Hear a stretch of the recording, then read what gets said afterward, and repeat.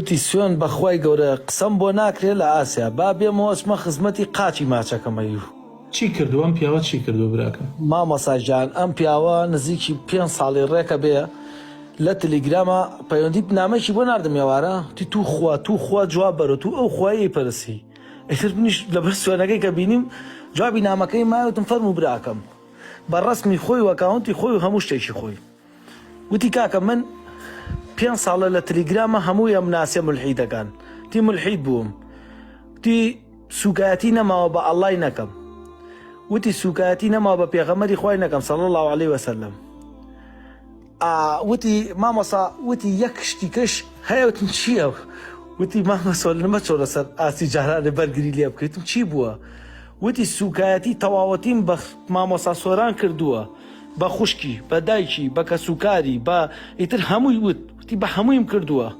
وتی چوون بۆ ئەمرۆ تۆبەم کردو وتی سوێن بە ئەڵڵا لە لایڤێکی مامۆسا سۆرانە تۆبەم کرد تی سوێن بەخوا ڤیدۆیەکی ئەوم بینیتی چوم ڕەخنەی لێ بگرم کۆمێتی نەشایی بۆکەم تی سوێن بە ئەڵڵا خوورپایی لە دڵم و گەڕامەوە ئێوتم باشە کاکە ئێستا چی دێ من بۆ بکەم تی لە مەکە و مەدینەم تێسە حالن لە مەکەم مامۆسایی و هین بووە لەوێ خەوی بینیوە ئەی لە خەوەکەمە سوێن بە ئەڵڵا پیان وتووم هەتاکوونێ مامۆسا سۆران گەردنێ ئازان نەکا عمرەکە قوبوڵ ناکرێ وەرناگیرێ لێت بە گریانەوەم قسانەیە کرد زۆر بێتاقەت بوو دڵی منیشی توم کرد ئێوە وتی تو خوا تەکلیف لە مامۆساکە پێی بڵێ گەردن مازاکە واللهی مادام بۆتە موسڵمان لەوەیە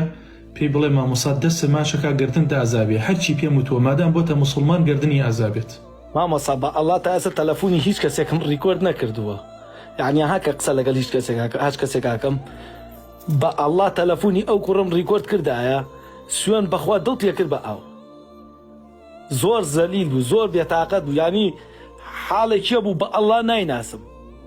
حاڵێکیە بوو مامۆسا بەردێ کرد بە ئاو بەرد مامۆسا گردنی ئازاکە لەبەر ئەڵڵا گردنی ئازابێ برام مادام گەڕاوەتەوە گردنی ئەوی بێمەوە قاچی ماچەکەم پێڵاوەکانی ماچەکەم استغفر الله برام استغفر الله ئێستاش دێتە مایکەوە هەر لە خزمەتی ئابم مامۆسا لەگەم منە قسەی بۆ ناکرا وەڵا لەگەم منە قسەی بۆ ناکرا جاوار لەگەڵ تۆیە ینی هیچ هینێکی نییە لەبەر ئەڵڵا یەت بۆ لات ئیشەڵا بۆ لات سەردانی دایکی شتەکە لەگەڵ خۆتە کە قاچی دایکە ماچکە قاچی خۆ ماچکەوی بەس لێم خۆش بی وەڵا ئاگاداریان کردومەتەوە بە خەو لە ناو مەکەی پیرۆزە ینی لەو شوێنە پیرۆزەیە تۆ ئەمەنە مامۆسا بەس بۆ ئاگاداریان کردوەوە کە خوای گەورە یعنی ئەمرەکەی لێ وەرگرێ گردنی ئازابێ بڵێ هەر ئێستا نامەی بۆ منێرە بڵێ ئینشەڵا ئەمەش ڕکۆردە بڵاو بێت لە لایڤەکە تاکید مامۆسا ئێستا سەی لایڤەکە چونکە لایڤی مامۆسا سۆران نیشانە دانیشم چاوەڕێەکەم ئەگەر ئێستا لە ناو مەکان نەبێ و خەریکی عیبادەت نەبێ گردنی ئازابێ ئەڵڵا لێی خۆش بێت ئەڵڵا لێی خۆش بێ ئەڵڵا سابەتی کە لەسەر ئەو عەقیدە و لا ئیلاهە ئیلا اللهە لەسەر ئەو ئیسلامە سابەتی کە گردنی ئازابێت هەر مولحیدێکیش سوکایەتی بەخوا و پێغەمەری خوا کردووە من هیچ نیم من لە ئاستی خوا و پێغەمەری خوایە هیچ نیم هەر هیچ نیم نقطەیەکیش نیم هیچ ئەوەی کە بەوانی ئەکەن کاتێکە ئەگەڕێنەوە خوای پەروەردگار خۆی لێیان خۆشە بێت بەرامبەر بە نەفسی منیش هەرچیان کردووە گردنیان ئازابێت ئەگەر تەوبە بکەن و بگەڕێنەوە ئەو برایش مادام گەڕاوەتەوە گردنی ئازابێت فی سەبیل الله گردنی ئازابێت. مامۆسا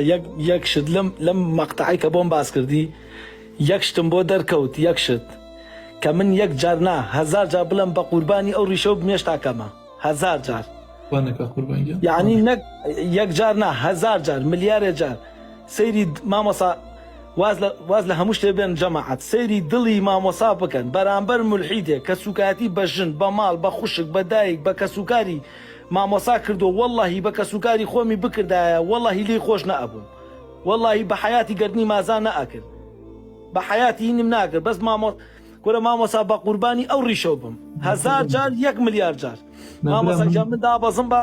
برادری کە بێتە مایکەوە با قوربان سەلام عەلەیکوم وەرەحمەتوڵڵاهی وبەرەکاتوه. وعەلەیکوم السەلام وەرەحمەتوڵڵاهی وبەرەکاتوه.